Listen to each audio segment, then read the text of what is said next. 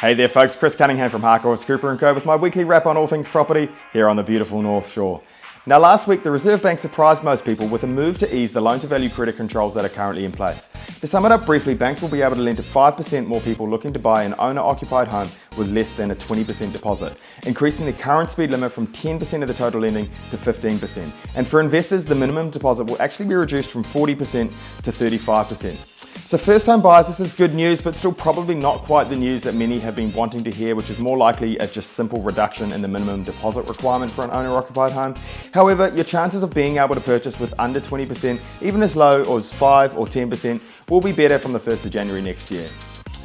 Now, will these changes have much impact? Well, I think it's pretty clear that we're not currently seeing a resurgence in the market, and obviously the Reserve Bank don't think that these changes will cause one either, otherwise they simply wouldn't do it.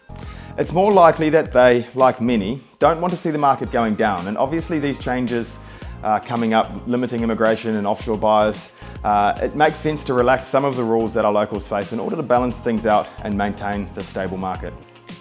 Now to the auction desk, and I almost don't want to talk about our clearance rate last week, but in an effort to continue presenting things as they are, well, we sold 11 out of 48 properties under the hammer, giving us a clearance rate of just 23%, which is probably the lowest I've ever seen it here at Cooper & Co.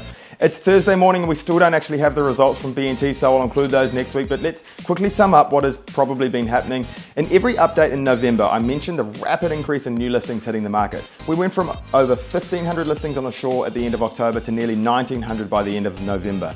Now, we had hoped that the buyer pool would also increase to accommodate these new listings, as it typically does at this time of year, and whilst it certainly has, it doesn't appear to have increased enough. So now, as all of these new listings from the start of November are reaching their auctions, it's become pretty clear that maybe the buyer pool just isn't there, with more than double the auctions being called last week than just 4 weeks prior.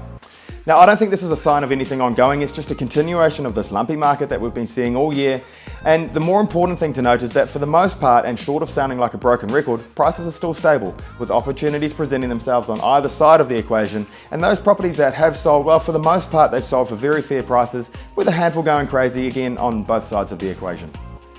Right, that's it from me. Remember to check out my full update and our fantastic new listings at kriscunningham.co.nz. Otherwise, we look forward to seeing you out and about this weekend. Thank you very much for watching, and I'll see you next week.